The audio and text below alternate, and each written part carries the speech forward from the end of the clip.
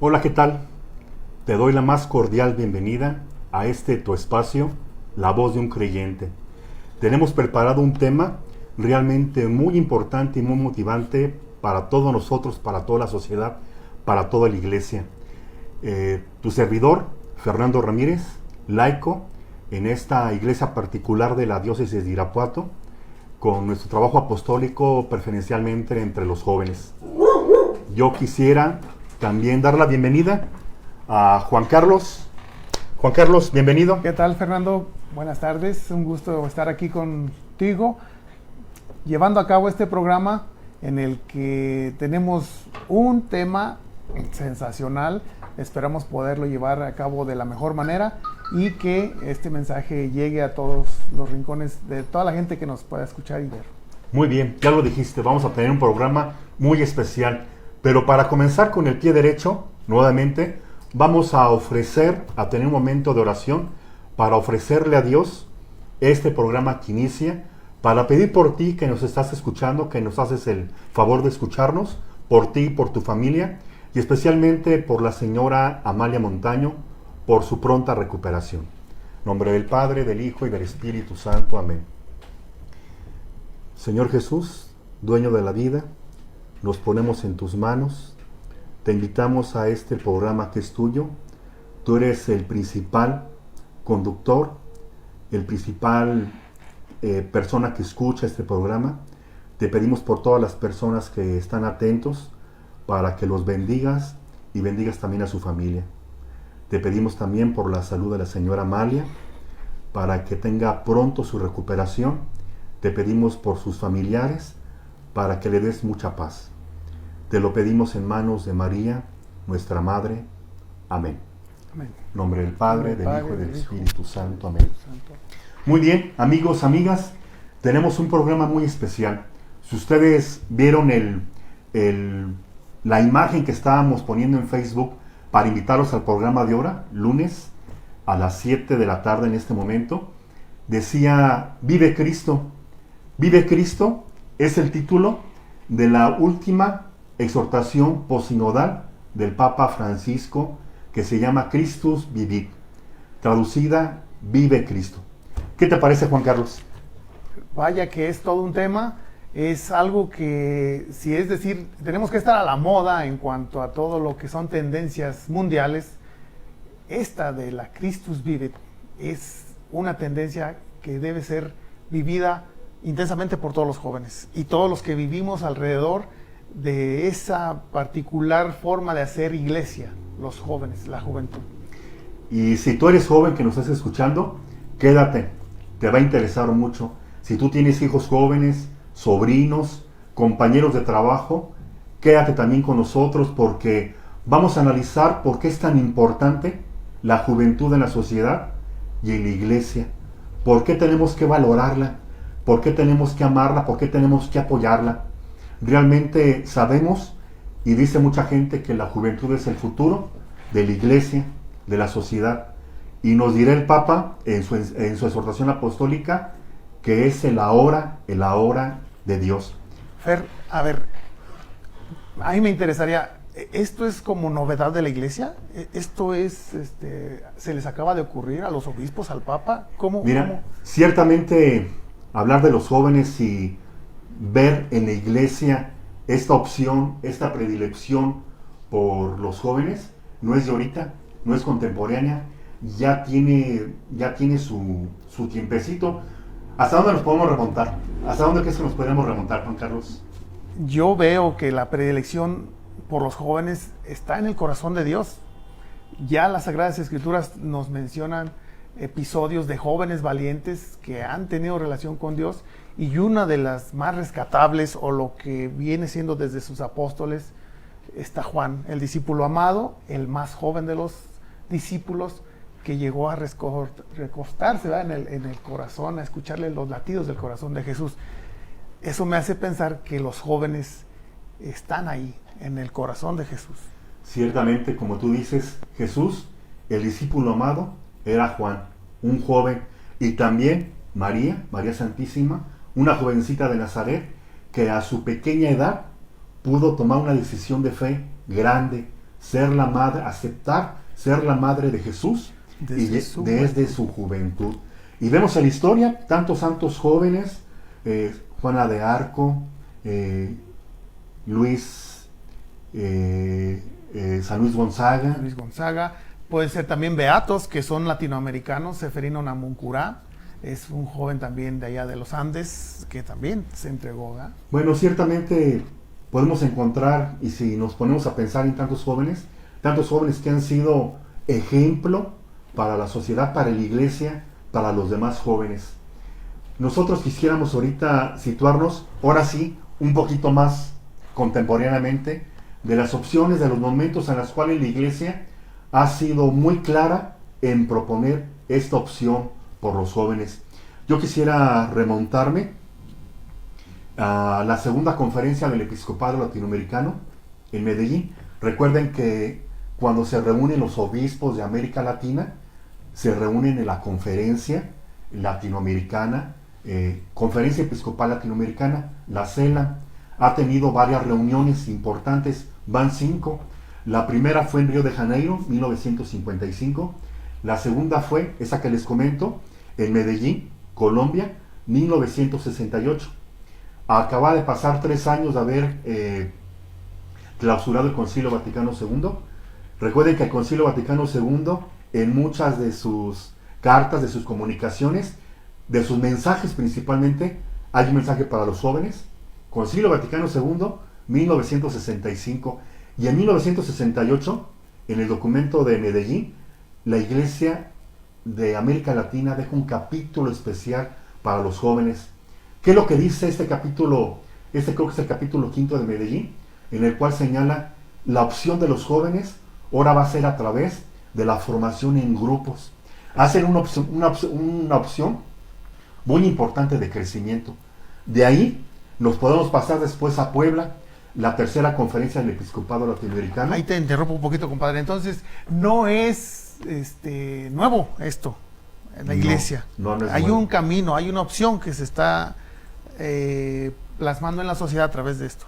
Así es. Luego vino Puebla, entonces. Vino Puebla, y en Puebla hacen 2 opciones preferenciales. Es decir, dicen, vamos a comprometernos a evangelizar, que es la misión de la iglesia, pero vamos a hacerlo con 2 opciones que son preferenciales para nosotros.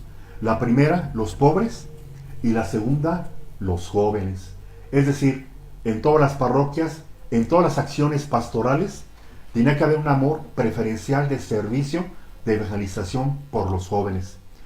Y así nosotros podemos seguir en la tercera, en la cuarta conferencia del Episcopado, y llegamos a la quinta conferencia del Episcopado Latinoamericano. La quinta conferencia, 2007, se llevó a cabo en Brasil, en la ciudad Aparecida. de Aparecida, de la Virgen de Aparecida. Ahí fue la quinta conferencia del Episcopado, y allí con un título muy especial para todos los bautizados de América Latina: ser discípulos misioneros de Jesús. Y lo digo como que es muy importante, que mucha gente puede decir, oye, ¿por qué para América Latina? ¿Qué no para todo el mundo?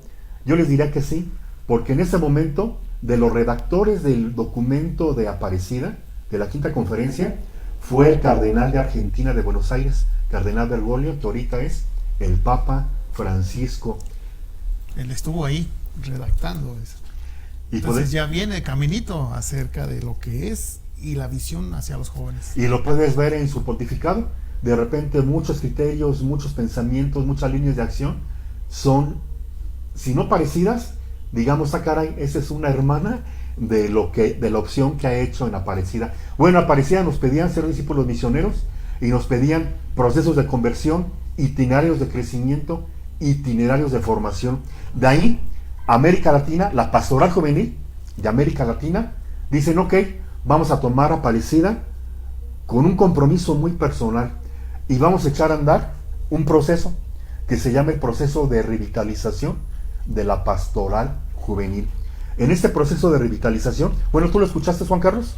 ¿No has escuchado este proceso de revitalización? Es una de las estrategias que se han llevado a través de estos años, impulsadas precisamente por lo que ha sido todo el documento de Aparecida, que fue realmente inspirador y esperanzador. Es decir, de aquí pueden salir muchos beneficios de actividades apostólicas a través de la juventud. Así es, y cada país, cada dimensión de pastoral juvenil en cada país tomó lo propio y asumió este proceso de revitalización para hacer nuevos procesos de conversión.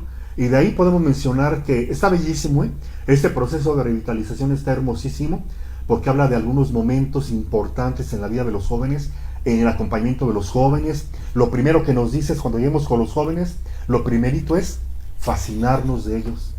La persona que quiere trabajar con jóvenes, la persona que tiene jóvenes a su cargo, es una persona que queda fascinado por el trabajo con ellos.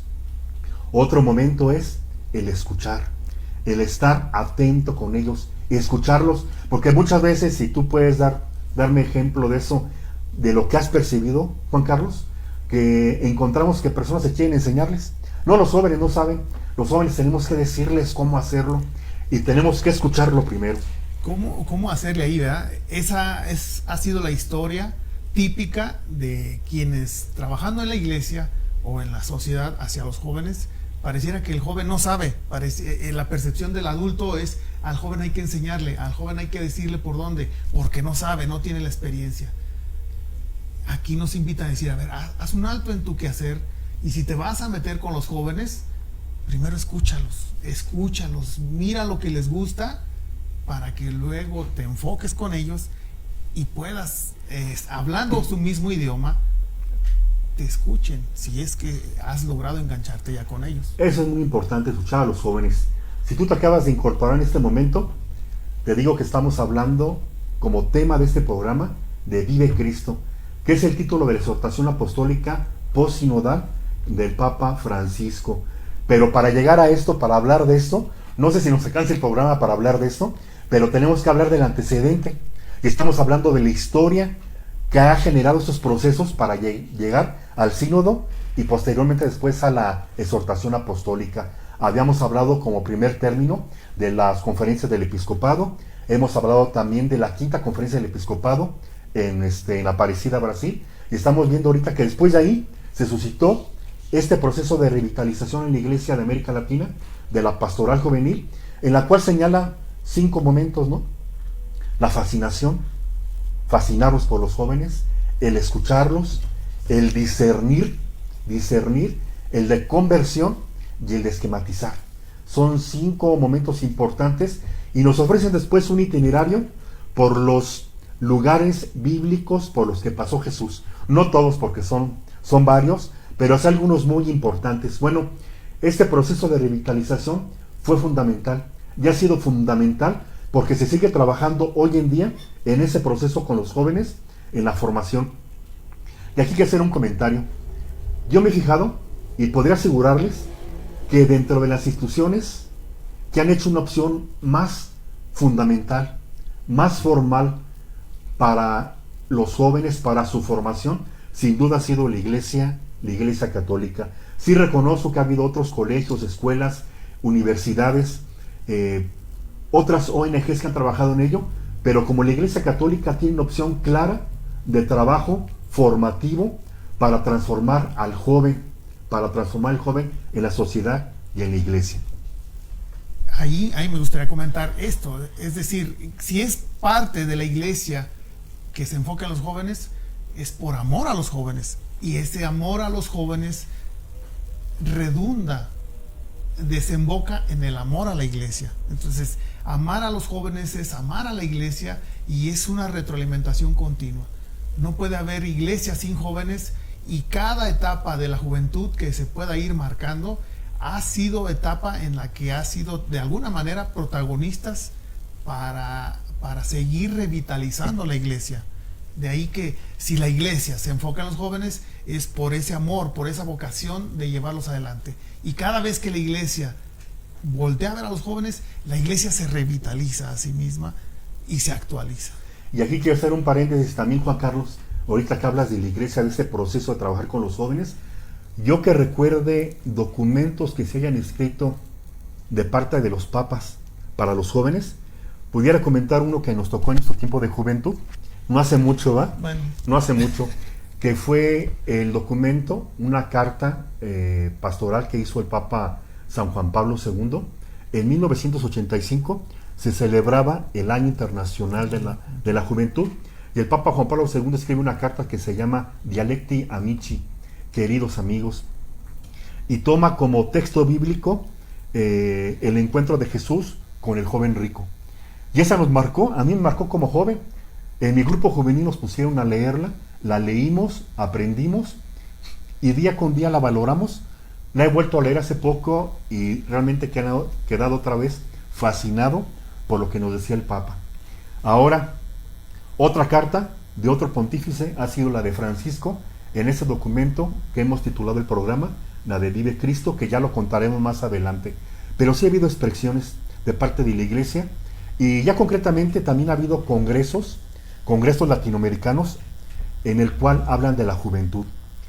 Al momento ha habido 3.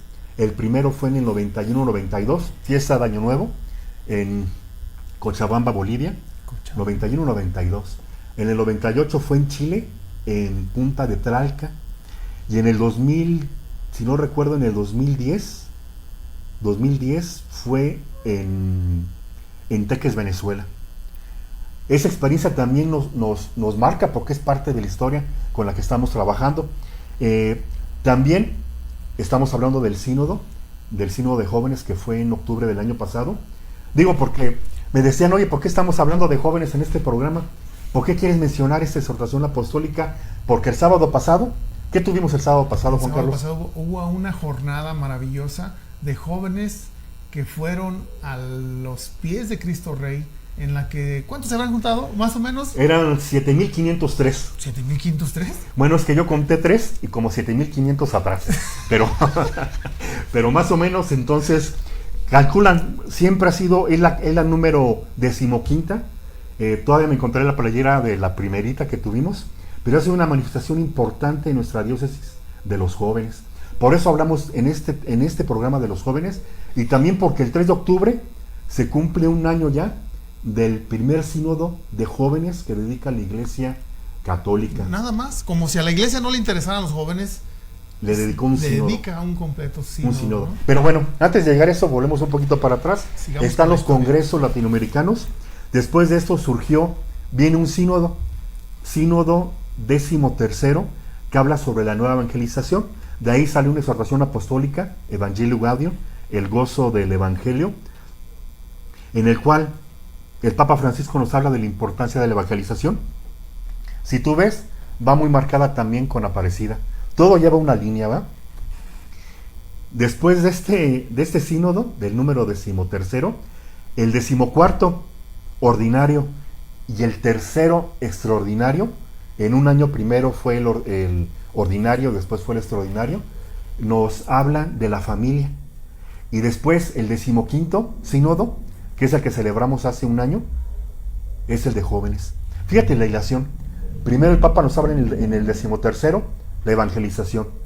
En el número 14º y tercero extraordinario, sobre la familia y ahora de jóvenes. ¿Cómo se ve que la evangelización tiene que completarse primero en la familia y en los jóvenes, para que la iglesia vaya madurando y vaya creciendo?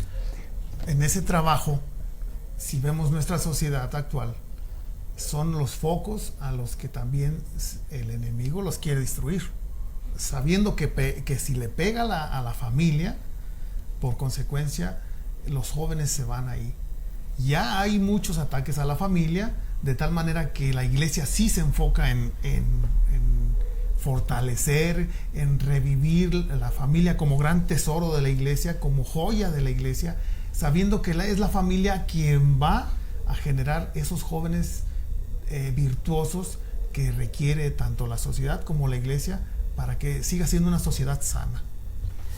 Y como tú dices, Juan Carlos, la iglesia está preocupada, siempre ha estado preocupada por sus jóvenes, por los jóvenes, y no podríamos también no mencionar en la historia las Jornadas Mundiales de la Juventud, inauguradas por el Papa San Juan Pablo II.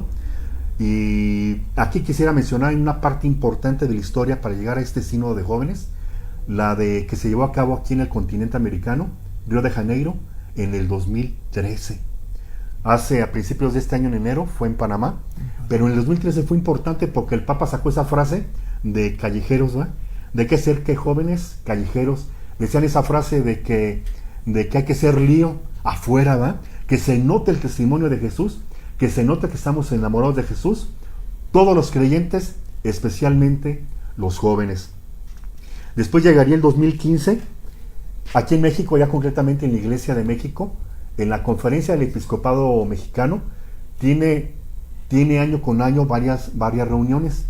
En la 99ª, la 99, se llevó a cabo con el tema de los jóvenes. Jóvenes destinatarios y protagonistas de la nueva evangelización. Y sacó un documento la Conferencia del Episcopado Mexicano. Ojalá que lo tengas o que lo adquieras. Es muy importante. Y si fuera poquito, realmente fueron horas de gracia, momentos de gracia para el pueblo mexicano. Llegará la visita del Papa Francisco a México en el 2016, en el cual dice, como tema importante de su visita para los jóvenes, en Morelia dice, los jóvenes son la riqueza de México. La riqueza de México. No sé si nosotros como sociedad valoramos en nuestros jóvenes que son riqueza.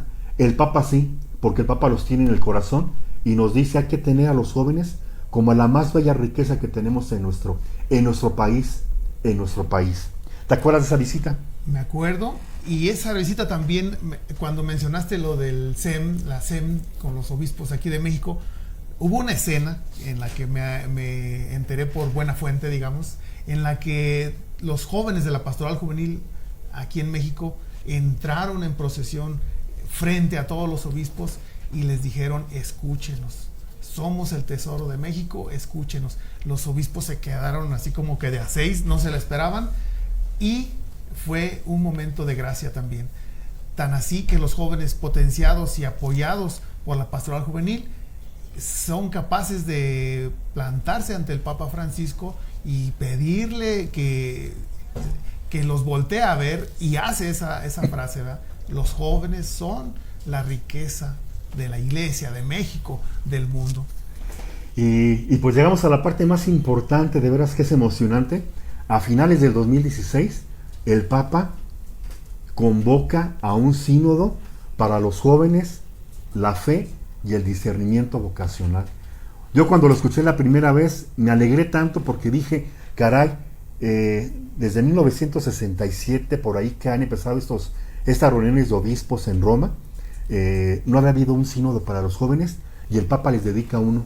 En el 2016 lanza la convocatoria, y si en México estábamos contentos porque había habido ya una conferencia del episcopado que hablara de los jóvenes y habíamos tenido la visita del Papa Francisco a México en Morelia con los jóvenes, esta noticia dio, no digo así que cerró con broche de oro, sino que comenzó una historia hermosa de ver esa acción de Dios, esa gracia de Dios en la vida de la Iglesia particular de México y de América Latina, de sus jóvenes y de todo el mundo, porque el sínodo realmente fue para todo. Que son acciones concretas, que son acciones que nos dicen que la Iglesia en verdad está apostándole a los jóvenes y que no hemos de quedarnos a la orilla viendo cómo los jóvenes pasan ante nuestros ojos y que ellos, siendo los protagonistas, nosotros nos sumemos a esa ola y que nos rejuvenezcamos junto con ellos para decir, la Iglesia siempre joven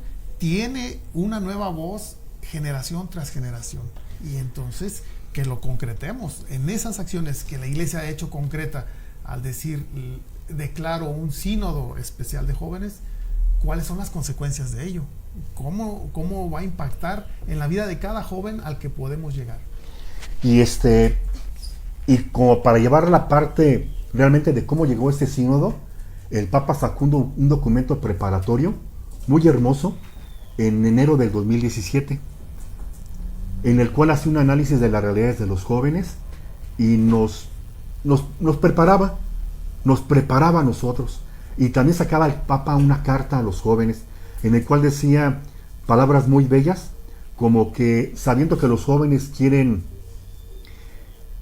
comprometerse con causas muy nobles y con una sociedad más justa, el Papa los invitaba a que participaran activamente en la preparación para este sínodo, porque déjame decirte que la preparación consistió en una encuesta digital por internet.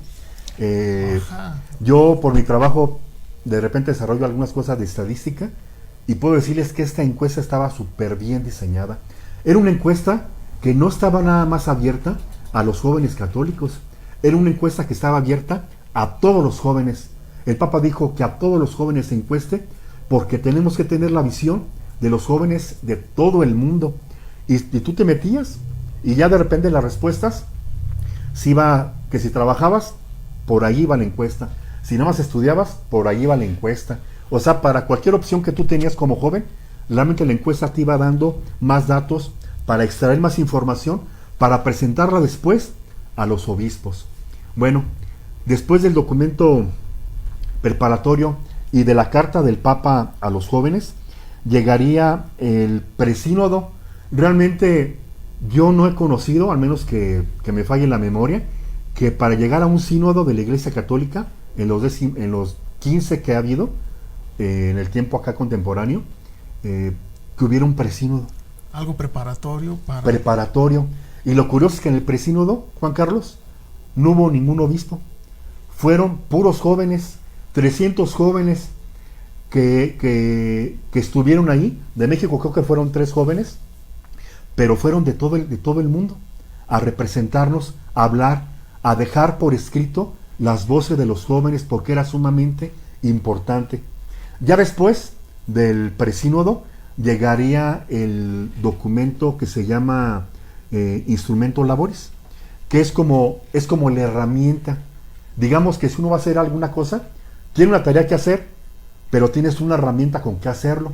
Lo que se hizo a mediados del 2018 fue el Instrumento Laboris, que es la manera en que lo vas a hacer, el instrumento, para que llegara finalmente el sínodo de jóvenes el 3 de octubre del 2018.